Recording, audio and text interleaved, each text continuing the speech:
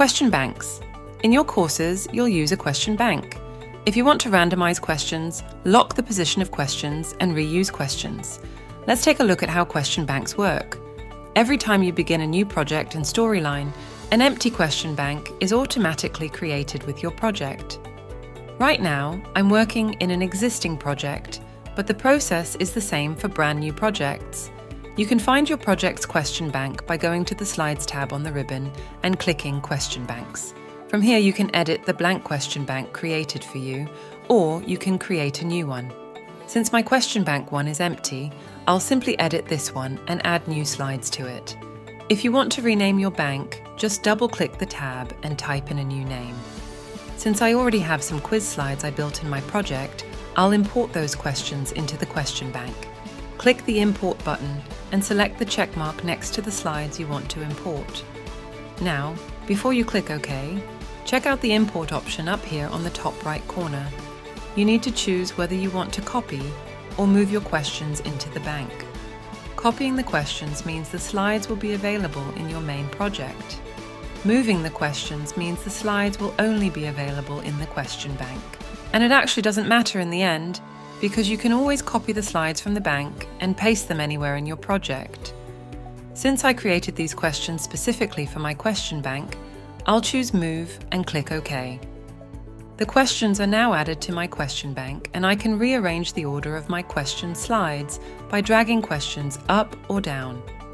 The Lock Question option here lets you control how slides are randomized and drawn into your bank. Let's say I want my first slide to always appear first in my quiz, regardless of how the other slides are randomized. Select to Top of Group and you'll see a lock icon appear next to the slide, indicating that it's locked to the top of the group. Right now, for the example I'm working on, I already built the quiz slides, but I can still edit any one of the question slides by double-clicking its thumbnail and opening the question in Slide View, just like any other slide. And you can see over here in the Scene View that all of the question slides from the question bank are available to quickly edit, just like any other slide. After you've created your question bank, added some question slides and customized slide properties, you're ready to draw one or more slides into your course. Here's how it works. First, select the scene where you want to add questions drawn from your question bank, then go to the Slides tab. On the ribbon, click Question Banks and choose New Draw from Question Bank. Remember, we only have one question bank in the project, so that's the only option we see from the question bank field. If you want to draw your questions randomly, you can keep this option selected, otherwise they'll appear in the order you've put them in your bank. Use the Include drop-down menu to choose how many questions you want to draw from your question bank. I'll choose 3 options, and over here in the Included Shuffle column, you can decide whether each question will be randomly displayed, never displayed, or always displayed in this particular draw. So for this question draw, I've decided that I want to include all slides in my draw except for question slide 2, so I'll select Never. And down here, you can also control locking and arrangement for the questions in this specific draw, and when you're all done, click Insert.